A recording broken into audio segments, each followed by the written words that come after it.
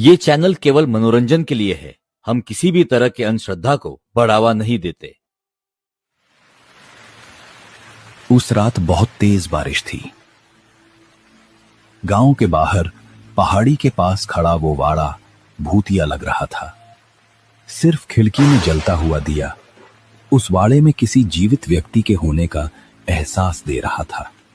वाड़े के बाहर खड़ी वो परछाई इस दृश्य को देख रही थी। धीरे धीरे वो परछाई वाड़े की तरफ बढ़ने लगी। राधिका हर रोज की तरह अपने काम में लगी थी।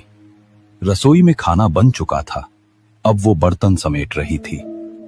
तभी उसने सुना, इतनी रात को कौन आया होगा? कहीं उन्होंने सुन लिया तो जाग न जाए आवाज सुनकर। उसने हाथ पूछे और फिर धीरे से लालटेन उठाया। वो सावधानी से कदम बढ़ाती हुई दरवाजे के पास चली गई। दरवाजा खुला। सामने खड़ा था एक नौजवान। लालटेन की रोशनी में राधिका ने देखा बारिश की बूंदें उसके गीले बालों से टपक रही थीं।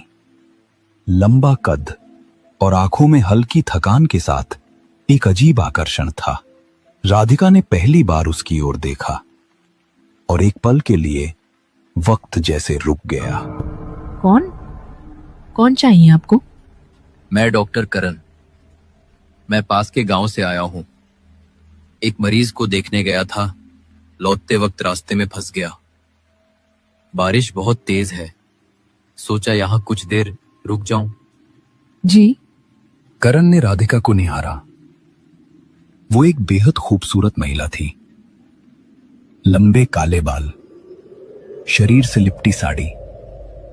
लालटेन की रोशनी में उसके सुंदर चेहरे पर चल रही हिचकिचाहट साफ नजर आ रही थी। आपको डरने की जरूरत नहीं है।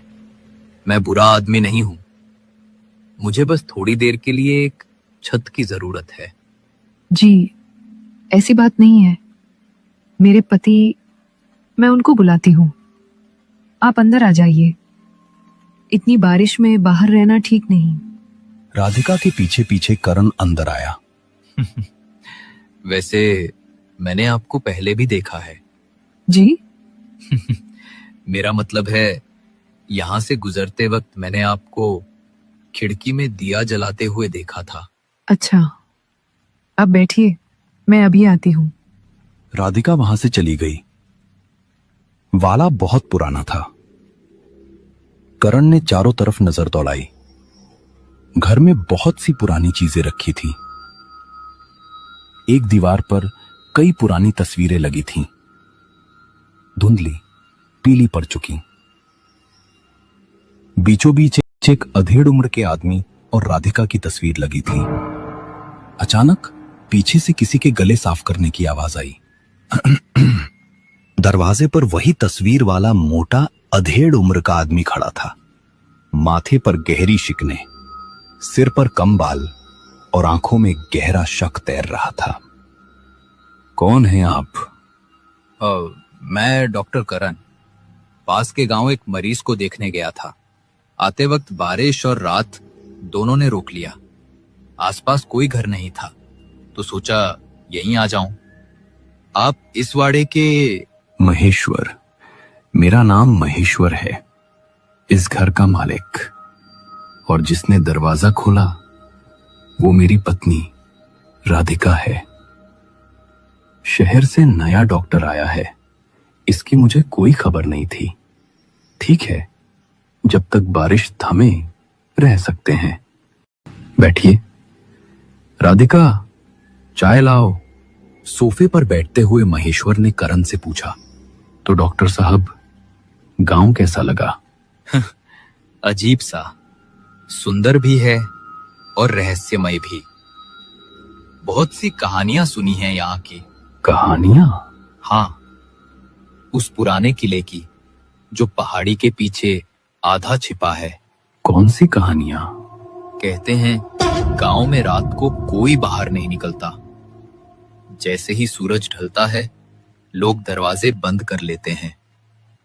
गांव के पीछे जो पहाड़ और जंगल है ना, वहां अजीब आवाजें आती हैं। कोई नाम पुकारता है, कोई हंसता है। उसी वक्त राधिका आई, चाय के प्यालों के साथ। करण की आंखें अनजाने डर और आकर्षण से राधिका पर टिक गईं। महेश्वर चुप था, मगर उसकी निगाहें हर हलचल को परख रही थीं। राधिका ने चाय बढ़ाई। करण के हाथ का हल्का स्पर्श राधिका के हाथ से हुआ। राधिका चौंक गई और पीछे जाकर खड़ी हो गई। आप कुछ कह रहे थे? जी, कहते हैं पहाड़ियों पर कुछ आत्माएं हैं जिन्हें अब तक मुक्ति नहीं मिली। जो भी रात में भटक जाता है वो उनसे मिलता है। पहले तो वो इंसान की तरह बात करती हैं, अपने पुराने घरों, अपनों की बातें करती हैं, पर धीरे धीरे उसे अपनी ही दुनिया में खींच लेती हैं। गांव में लोगों को तरह तरह की कहानियां बनाने की आदत है डॉक्टर साहब। कहीं आप इस पर विश्वास तो नहीं कर बैठे? नहीं, मैं तो बस आंखों देखी चीजों पर ही विश्वास करता हूं। ऐसी कहानियां बस जी बहलाने के लिए होती हैं, और मुझे तो बस ऐसी कहानियां सुनाने में दिलचस्पी है। क्या आपने कभी ऐसी चीजों का अनुभव किया है? आपका ये वाड़ा तो पहाड़ी के पास ही है। जी नहीं, हम यहाँ सदियों से रह रहे हैं। हमने कभी ऐसी चीजों का अनुभव नहीं किया। अच्छा, राधिका जी, आप भी कुछ कहिए ना। जी जी, मैं नहीं। दोनों को देखते हुए, यहाँ पर इंसानों से ज्यादा खतरनाक कोई चीज नहीं है। ये सुनते ही राधिका के चेहरे पर दुख के भाव उभर आए। ऐसा लग रहा था जैसे महेश्वर और उसकी पत्नी के बीच कोई अनबन चल रही हो। बारिश धीरे धीरे थम चुकी थी। महेश्वर ने खिड़की की तरफ देखा। बारिश थम चुकी है। अब आप जाना चाहें तो बिना भीगे जा सकते हैं, लेकिन मौसम का अंदाजा नहीं लगाया जा सकता। करण ने पहले राधिका को देखा। वो सहमी सी उनकी बातें सुनते सुनते खड़ी थी। फिर उसने महेश्वर की तरफ देखा और कहा, बातें करते करते वक्त का पता ही नहीं चला। आपसे बातें करके अच्छा लगा। धन्यवाद। अब मैं चलता हूं। करण ने आखिरी बार राधिका को देखा और दरवाजे की तरफ चल पड़ा, लेकिन तभी फिर से बिजली कड़की और बारिश दोबारा शुरू हो गई। मुझे लगता है आपको यही रुक जाना चाहिए। रात भी बहुत हो गई है, सुबह चले जाइए। राधिका, मेहमान के लिए कमरा दिखाओ। राधिका ने चुपचाप सिर झुकाया और लालटेन उठाकर आगे चल दी। वो करण को पुराने गलियारे से ले गई। फर्श पर लकड़ी चरमराई और हवा में नमी के साथ किसी पुराने इत्र की गंध तैर रही थी।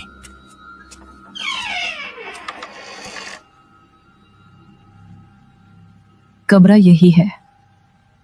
यहाँ आप आराम कर सकते हैं। अगर कुछ चाहिए हो तो बुला लीजिएगा। धन्यवाद, और माफ कीजिएगा, आपको तकलीफ दी। वैसे आप हमेशा इतनी ही शांत रहती हैं? जी, मैं चलती हूँ। राधिका दरवाजा बंद करके चली गई। कमरे में बस एक दिया जल रहा था। करण बिस्तर पर लेटने की कोशिश करने लगा, पर नींद ना आई। कुछ देर बाद कहीं से हल्की सी दबे हुए स्वर में रोने जैसी आवाज आई, जैसे किसी के दिल का टूटना। वो उठकर कमरे से बाहर आया। आवाज गलियारे के उस मोड़ से आ रही थी जहां महेश्वर और राधिका का कमरा था। करण चुपके से पास जाकर दरवाजे के फंदे की तरफ झांका। दरवाजा आधा खुला था और भीतर का नजारा उसे थमा देने वाला लगा। अंदर महेश्वर खड़ा था, चेहरा लाल, आंखें पागलों जैसी। राधिका सामने हाथ जोड़कर विनती कर रही थी। तुम हर शाम खिड़की पर क्यों दिया जलाने जाती हो? किससे बात करती हो? किससे मिलती हो? आपको गलतफहमी हुई है। मैंने हमेशा अपना पत्नी धर्म निभाया है। झूठ!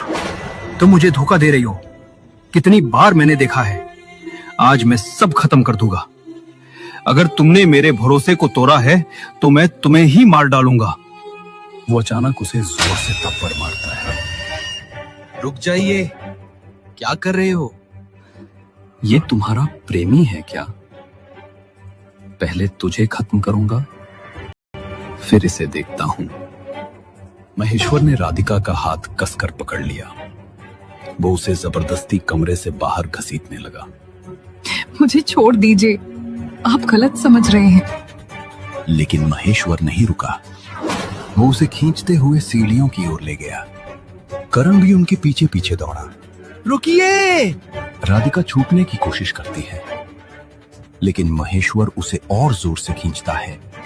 मैंने कुछ नहीं किया, भगवान की कसम। अगले ही पल राधिका ने पूरी ताकत से महेश्वर को धक्का दे दिया। महेश्वर सीढ़ियों से लुढ़कता हुआ नीचे जा गिरा। उसका सिर फर्श से टकराया। राधिका धीरे धीरे नीचे उतरी। महेश्वर, उठिए। सुन रहे हैं ना, मैंने जानबूझकर नहीं। लेकिन महेश्वर की आंखें खुली रह गईं, बिना किसी हरकत के, ठंडी और खाली। नहीं नहीं, ऐसा कैसे? हे भगवान, मैंने क्या कर दिया?